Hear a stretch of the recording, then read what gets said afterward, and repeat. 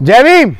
साथियों, आज का वीडियो आप सबके लिए बहुत स्पेशल होने वाला है क्योंकि आज आप सुनेंगे डॉक्टर बाबा साहेब अम्बेडकर के द्वारा आज ही के दिन 18 मार्च 1956 को आगरा के रामलीला मैदान के अंदर दिया गया हुआ ऐतिहासिक भाषण, जिसके अंदर इंक्लूडेड है कि मुझे मेरे समाज के पढ़े लिखे लोगों ने धोखा दिया।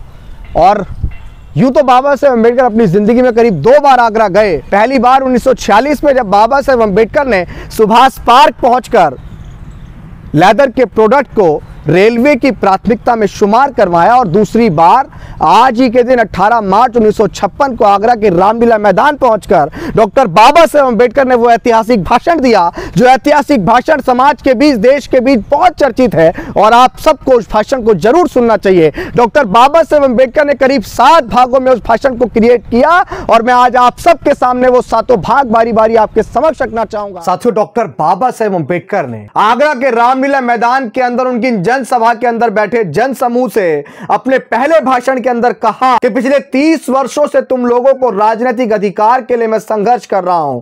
मैंने तुम्हें संसद और राज्यों की विधानसभाओं में सीटों का आरक्षण दिलवाया। मैंने तुम्हारे बच्चों की शिक्षा के लिए उचित प्रावधान करवाए। आज हम प्रगति कर सकते हैं। अब यह तुम्हारा कर्तव्य है कि शैक्षणिक, आर्थिक और सामाजिक गैर बराबरी को दूर करने हेतु एकजुट होकर इस संघर्ष को जारी रखें। उस उद्देश्य हेतु तुम्हें हर प्रकार की कुर्बानियों के लिए तैयार रहना होगा, यहां तक कि खून बहाने के लिए भी। डॉक्टर बाबा साहेब अम्बेडकर ने अपने दूसरे भाषण के अंदर देश के नेताओं से कहा कि यदि कोई तुम्हें अपने महल में बुलाता है तो शुभेच्छा से जाओ, लेकिन अपनी झोपड़ी में आग लगाकर नहीं। यदि वह राजा किसी दिन आपसे झगड़ता है और आपके अपने महल से बाहर धकेल देता है तो उस समय तुम कहां जाओगे? यदि तुम अपने आप को बेचना चाहते हो तो बेचो, लेकिन किसी भी तरह अपने संगठन को बर्बाद करने की कीमत पर नहीं। मुझे दूसरों से कोई खतरा नहीं है, लेकिन मैं अपने लोगों से ही खतरा महसूस कर रहा हूं। डॉक्टर बाबा साहेब अम्बेडकर ने तीसरे भाषण में भूमिहीन मजदूरों से कहा कि मैं गांव में रहने वाले भूमिहीन मजदूरों के लिए काफी चिंतित हूं। मैं उनके लिए ज्यादा कुछ नहीं कर पाया हूं। मैं उनकी दुख तकलीफों को सफल नहीं कर पा रहा हूं। उनकी तबाहियों का मुख्य कारण यह है कि उनके पास जमीन नहीं है। डॉक्टर बाबा साहेब अम्बेडकर ने कहा कि इसलिए वे अत्याचार और अपमान के शिकार होते हैं। वे अपने उत्थान नहीं कर पाएंगे। मैं इसके लिए संघर्ष करूंगा। यदि सरकार इस कार्य में कोई बाधा उत्पन्न करती है तो मैं इन लोगों का नेतृत्व करूंगा और इनकी वैधानिक लड़ाई लड़ूंगा, लेकिन किसी भी हालत में भूमिहीन लोगों को जमीन दिलवाने का प्रयास करूंगा। डॉक्टर बाबा साहेब अम्बेडकर ने चौथे भाषण में अपने समर्थकों से कहा कि बहुत जल्दी ही मैं तथागत बुद्ध के धम्म को अंगीकार कर लूंगा। यह प्रगतिवादी धम्म है, यह समानतावादी धम्म है, यह स्वतंत्रतावादी धम्म है, यह बंधुत्व पर आधारित है। मैं इस धम्म को बहुत सालों के प्रयासों के बाद खोज पाया हूं। डॉक्टर बाबा साहेब अम्बेडकर ने कहा कि अब मैं जल्दी बुद्धिस्ट बन जाऊंगा। तब एक अछूत के रूप में मैं आपके बीच नहीं रह पाऊंगा, लेकिन एक सच्चे बुद्धिस्ट के रूप में तुम लोगों के कल्याण के लिए संघर्ष जारी रखूंगा। मैं तुम्हें अपने साथ बुद्धिस्ट बनने के लिए नहीं कहूंगा, क्योंकि मैं अंधभक्त नहीं चाहता हूं। डॉक्टर बाबा साहेब अम्बेडकर ने कहा कि केवल वे लोग ही जिन्हें इस महान धम्म की शरण में आने की तमन्ना है वो धम्म अंगीकार कर सकते हैं, जिससे वे इस धम्म में दृढ़ विश्वास के साथ रहें और इसके आचरण का अनुसरण करें। डॉक्टर बाबा साहेब अम्बेडकर ने अपने 5वें भाषण में बौद्ध भिक्षुओं से कहा कि बौद्ध धर्म एक महान धर्म है। इस धर्म के संस्थापक तथागत बुद्ध ने इस धर्म का प्रसार किया और अपनी अच्छाइयों के कारण धर्म भारत के दूर दूर तक गली कूचों में तक पहुंचा। लेकिन महान उत्कर्ष के बाद यह धर्म 1200 ईस्वी में भारत से विलुप्त हो गया, जिसके कई कारण हो सकते हैं। एक कारण यह भी हो सकता है कि बौद्ध भिक्षु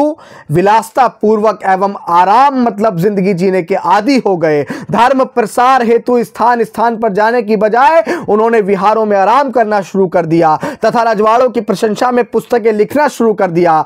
अब इस धर्म पुनः स्थापना हेतु उन्हें कड़ी मेहनत करनी पड़ेगी। उन्हें दरवाजे दरवाजे जाना पड़ेगा। मुझे समाज में बहुत कम भिक्षु दिखाई देते हैं, इसलिए जन साधारण में से अच्छे लोगों को भी इस धर्म प्रसार हेतु आगे आना चाहिए और इनके संस्कारों को ग्रहण करना चाहिए। डॉक्टर बाबा साहेब अम्बेडकर ने अपने 6ठे भाषण में शासकीय कर्मचारियों से कहा कि हमारे समाज में शिक्षा में कुछ प्रगति हुई है। शिक्षा प्राप्त करके कुछ लोग उच्च पदों पर पहुंच गए हैं, परंतु इन पढ़े लिखे लोगों ने मुझे धोखा दिया है। मैं दोबारा कहूंगा डॉक्टर बाबा साहेब अम्बेडकर के इस भाषण को आप तमाम जगह सुनते हैं कि मुझे मेरे समाज के पढ़े लिखे लोगों ने धोखा दिया। यही डॉक्टर बाबा साहेब अम्बेडकर ने इस बात को दोहराया है कि शिक्षा प्राप्त करके कुछ लोग उच्च पदों पर पहुंच गए हैं, परंतु इन पढ़े लिखे लोगों ने मुझे धोखा दिया है। मैं आशा कर रहा था कि उच्च शिक्षा प्राप्त करने के बाद वे समाज की सेवा करेंगे, किंतु मैं क्या देख रहा हूं कि छोटे और बड़े क्लर्कों की एक भीड़ इकट्ठा हो गई है जो अपनी तौदे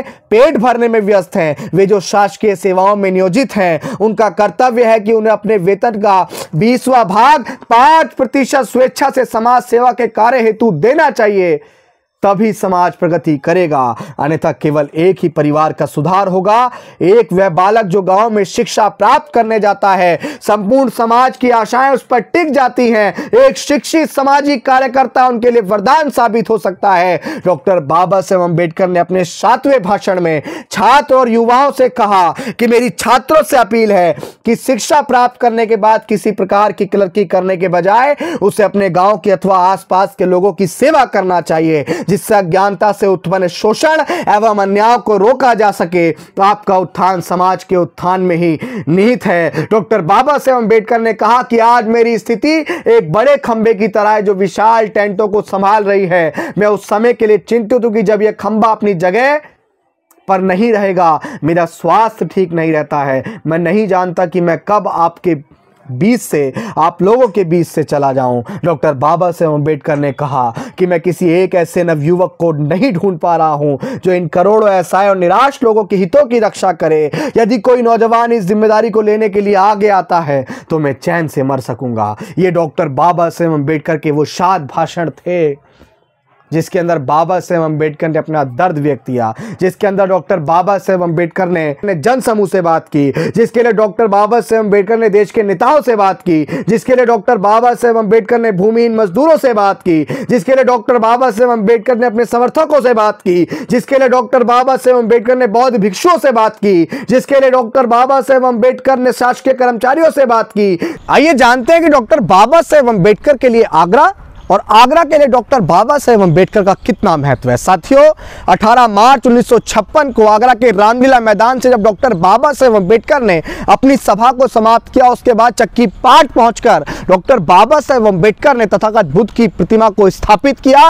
आज भी आप पूर्वोदय बुद्ध विहार के अंदर जाके उस प्रतिमा को देख सकते हैं, उसका दर्शन कर सकते हैं, जो बाबा साहेब अम्बेडकर ने अपने हाथों से स्थापित की। और करीब 1957 में बौद्ध भिक्षु कौटिन्य ने आकर वहां एक विशाल बौद्ध विहार बनवाया और उसके बाद 1967 में बौद्ध विहार को देखरेख के लिए कमेटी बनाई गई। एग्जीक्यूटिव आज भी वहां पे वो कमेटी देखरेख करती है उस बुद्ध विहार का। और जब बाबा साहेब अम्बेडकर हमें हमारे बीच से छोड़कर चले गए 1956 में 6 दिसंबर को, उसके बाद 1957 में बाबा साहेब अम्बेडकर के बेटे यशवंतराव अम्बेडकर ने बाबा साहेब अम्बेडकर की अस्थियों का कुछ हिस्सा आगरा के अंदर भी स्थापित किया, जिसको आज भी आप देखने जा सकते हैं।